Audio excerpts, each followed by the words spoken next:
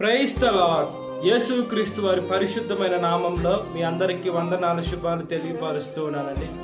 కీర్తనల గ్రంథం 9వ కీర్తన 9వ వచనం. నలిగిన వారికి తాను మహాదుర్గమగును, ఆపత్కాలములో వారికి మహాదుర్గమగును అని దేవుని వాక్యం సెలవిస్తుందండి.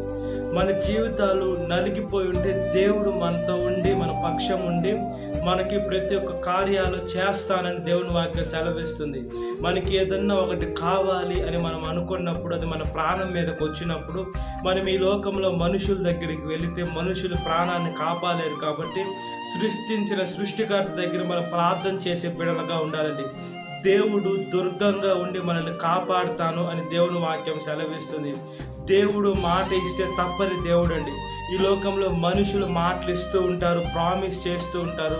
అదేవిధంగా మాట తప్పేటువంటి మనుషులై ఉన్నారు. దేవుడైతే మాట తప్పడు. అదేవిధంగా అబద్ధం ఆడ జాలని దేవుణ్ణి మనం సేవిస్తున్నాం.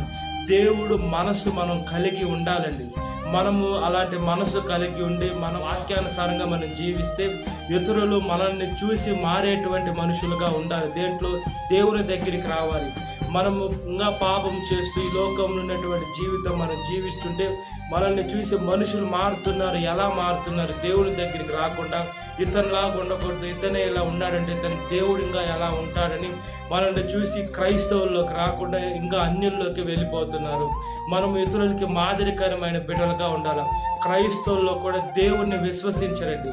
క్రైస్తవులను చెప్పుకుంటున్నారు కానీ గుళ్ళుకు పోయి తాయెత్తులు కట్టించుకుంటున్నారు. అదేవిధంగా ఎక్కడికంటే కోనేరు దగ్గర పోయి మునుగుతున్నారు, మసీదులకు వెళ్తున్నారు. ఏదన్నా మనం ఒకే ఒక పడవ మీద ఉండాలండి. 2 పడవల మీద మనం కాలు పెడితే మధ్యలో పడిపోతాం. మనము దేవుని యందు విశ్వాసం ఉంచాలి.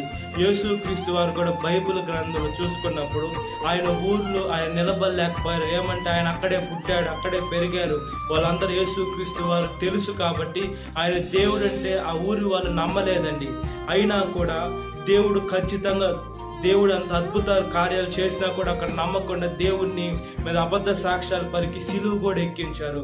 అంత గొప్ప దేవుడు మనకు దుర్గంగా ఉంటాను, మన జీవితాలు కాపాడుతాను దేవుని వాక్యం సెలవిస్తుంది. కాబట్టి ఆయన వాక్యానుసారంగా మనం బ్రతుకున్నట్లుగా ప్రార్థన.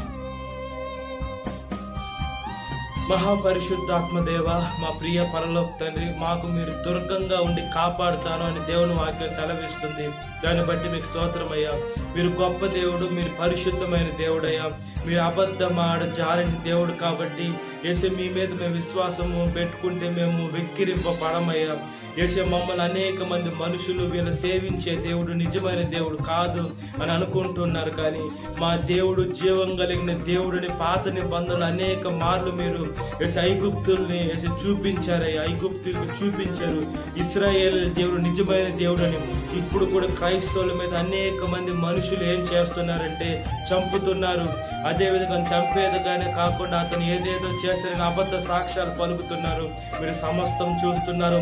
మంచిదే కానీ చెడ్డదే కానీ మీ తీర్పులోకి వస్తుంది. కాబట్టి ప్రతి ఒక్క బిడ్డని మీరు మార్చాలని ఆశపడుతున్నారు. ప్రతి ఒక్క నాలుక మిమ్మల్ని స్తుతించాలని, ప్రతి ఒక్క మోకాలు యేసుక్రీస్తు వారి నామములో వంగాలని ఆశపడుతున్నారు.